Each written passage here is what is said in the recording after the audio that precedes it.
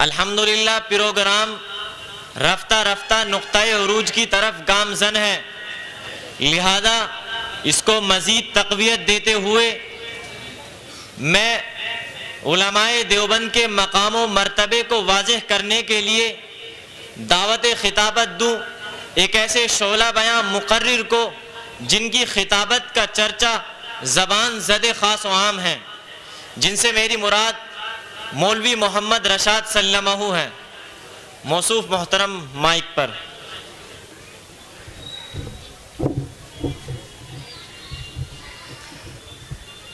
السلام علیکم ورحمۃ اللہ وبرکاتہ۔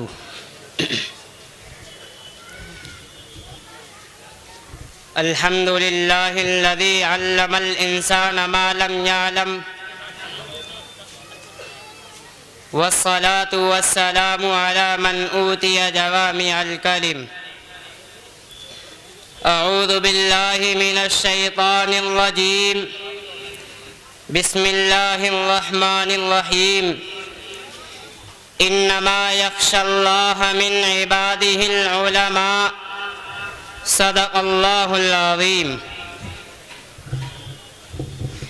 قابل قدر سامعین کرام، دور دراز سے تشریف لائے معزز مہمانان اعظام، اسٹیج پر رونق افروز علماء کرام و اساتذہ کرام اور میرے عزیز رفقائے اعظام، آج کی اس روح پرور اور پر رونق انجمن اصلاح اللسان کے اختتامی پروگرام میں ان یاران باصفا، شہیدان عشق و وفا، وارثان بلال اور عشاق نبی کے تذکرے کی سعادت حاصل کر رہا ہوں، جن کا قلب و جگر نبی کی عظمت سے معمور تھا، جن کا دل عشق نبی سے سرشار تھا، جن کے چہروں پر عزم و استقلال کی کرنیں جلوہ فگن تھیں، جنہوں نے اہل جہاں کو عشق نبی کا درس دیا، صنف انسانی کو محبت کا پیغام سنایا، جنہوں نے دنیا والوں کو نبی سے محبت کرنا سکھلایا۔ لیکن میرے عزیز دوستو، میں حیرانیت کے سمندر میں غرق و سرگردہ ہوں کہ اس مختصر سے وقت میں اس وسیع و بسیط اور عظیم موضوع پر کس طرح لب کشائی کروں۔ میں حیران ہوں،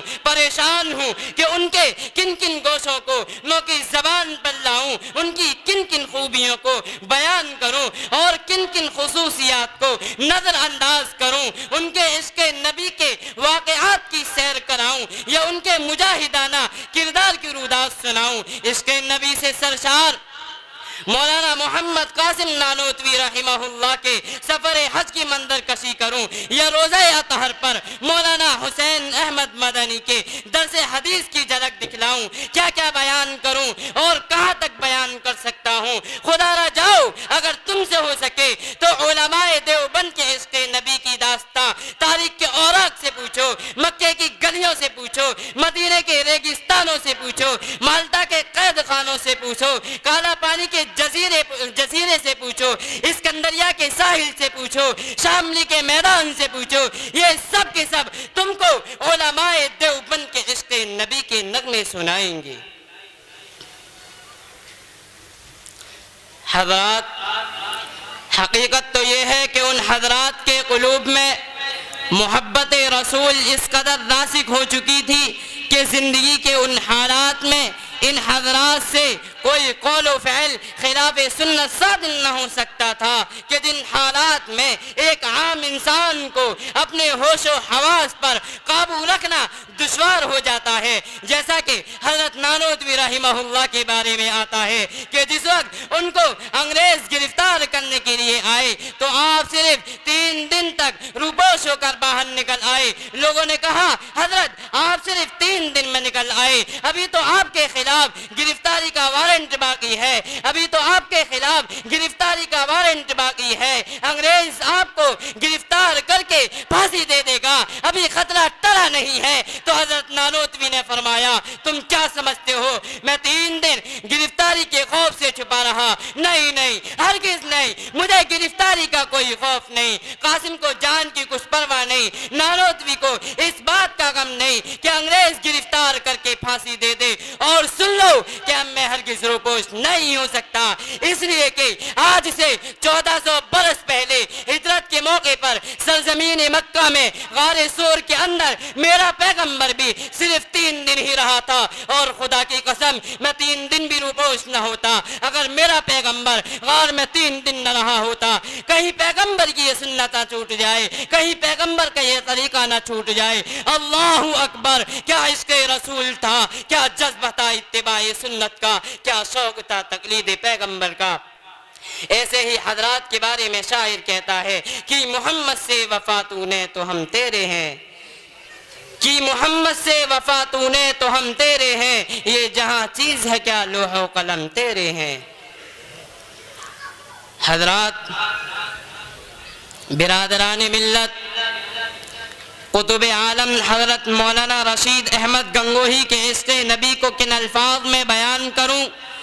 جن کا چلنا عشق نبی، جن کا اٹھنا عشق نبی، جن کا بیٹھنا عشق نبی، جن کا ہر قول و فعل عشق نبی سے معمور تھا، جن کی صبح و شام بلکہ جن کا ہر لمحہ عشق نبی سے لبریز تھا، جن کی رگ و ریشے میں شہنشاہ کونین کی محبت کوٹ کوٹ کر بھری ہوئی تھی۔ چنانچہ ایک مرتبہ حضرت کی خدمت میں شیخ الاسلام حضرت مولانا حسین احمد مدنی نے حضرت مولانا حسین احمد مدنی نے مدینہ منورہ کی کچھ کھجوریں پیش کی، اور جب آپ نے ان کھجوروں کو خدام کے درمیان تقسیم کیا تو فرمانے لگے ان کھجوروں کی قدر کرو، یہ کھجوریں بڑی برکت والی ہیں، ان کی گٹلیوں کو زمین پر نہ گراؤ۔ پھر آپ نے ان تمام گٹلیوں کو اکٹھا کر کے ہاون دستے میں کٹوا کر رکھ لیا، جس میں سے آپ روزانہ صبح اٹھ کر ایک چٹکی پھانک لیا کرتے تھے۔ ایک دن کسی نے کہہ دیا حضرت گٹھلیوں کے اس برادے میں کیا رکھا ہے؟ تو فرمانے لگے تم گٹھلیوں کی بات کرتے ہو۔ رشید احمد گنگوہی کا تو عقیدہ ہے کہ خدا نے مدینے کی مٹی میں بھی شفا رکھی ہے۔ یہ ہے علماء دیوبند، اور عشق رسول، عشق نبی کا درس علماء دیوبند کی جماعت نے لوگوں کو دیا۔ اگر قاسم نانوتوی، رشید احمد گنگوہی اور دیگر علماء دیوبند کی شکل میں سرزمین ہند پر خدا کا احسان عظیم نہ ہوتا تو ہمیں عشق رسول کا معنی سمجھانے والا کوئی نہ ہوتا۔ اللہ تعالیٰ ان سب کی قبروں پر سینکڑوں رحمتیں نازل کرے جو نبی کے سچے عاشق تھے، جو پیغمبر کے سچے دیوانے تھے، جنہوں نے اس کے نبی کی خاطر اپنے مالوں کو قربان کیا، اپنی جانوں کا بے مثال نذرانہ پیش کیا۔ اگر تمہیں ان باتوں پر یقین نہیں آتا تو آج سے تقریباً 1.5 صدی قبل ہندوستان کی تاریخ جنگ آزادی اٹھا کر دیکھ لو۔ تاریخ بتلاتی ہے کہ جس وقت انگریزوں کے ناپاک قدم ہندوستان میں پڑے تو اس وقت 2 طبقے ہندوستان کے اندر برسر پیکار تھے۔ ایک طبقہ وہ تھا جس نے سلطان ٹیپو شہید رحمہ اللہ جیسے فرشتہ صفت انسان سے غداری کی۔ یہ وہ طبقہ تھا جس نے نواب سراج الدولہ سے غداری کر کے یہ وہ طبقہ تھا جس نے نواب سراج الدولہ سے غداری کر کے 750 مربع زمین انگریز سے الٹ کرائی۔ یہ وہ طبقہ تھا جس نے شاہ اسماعیل شہید رحمہ اللہ جیسے انسان سے غداری کر کے اس نوازہ رسول کو، اس خانوادہ رسالت کو، پیغمبر کے خاندان سے تعلق رکھنے والے اس مجاہد اسلام کو بالا کوٹ کی پہاڑیوں پر شہید کر دیا تھا۔ ایک طرف تو یہ طبقہ تھا جس نے ہندوستان سے غداری کی اور انگریزوں کی غلامی کی، اور دوسری طرف ایک طبقہ وہ تھا جو پیغمبر کا سچا عاشق تھا، جو جانثاران مصطفیٰ حضرات صحابہ کرام کے نقش قدم پر چلنے والا تھا. تابعین، تبع تابعین، ائمہ مجتہدین، محدثین و مفسرین، بزرگان دین اور اکابرین امت کا عکس جمیل تھا. شاہ ولی اللہ کے نام کا وارث تھا. شاہ عبدالعزیز کے فتوے کا علم بردار تھا. تاریخ شاہد ہے، زمین و آسمان گواہ ہے کہ ان علماء دیوبند نے عشق نبی، دین اسلام کے تحفظ اور احیاء سنت کے خاطر اپنی مالوں کو قربان کر دیا، اپنی جانوں کا بے مثال نذرانہ پیش کیا. لیکن ایک عالم نے بھی انگریز کے سامنے گردن نہ جھکائی. قربان جائیے ان علماء دیوبند پر جو اپنی جانوں کو تو قربان کر گئے، ساتھ ہی پیغام محمدی کو عام کر گئے. اس بزم جنوں کے دیوانے ہر راہ سے پہنچے یزداں تک. اس بزم جنوں کے دیوانے ہر راہ سے پہنچے یزداں تک. ہے عام ہمارے افسانے دیوار چمن سے زندہ تک. 100 بار سوارا ہے ہم نے اس ملک کے گیسوئے پر ہم کو. یہ اہل جنوں بتلائیں گے کیا ہم نے دیا ہے عالم کو. برادران ملت، میں کہاں تک علماء دیوبند کے عشق نبی کی داستاں بیان کروں اور کہاں تک بیان کر سکتا ہوں.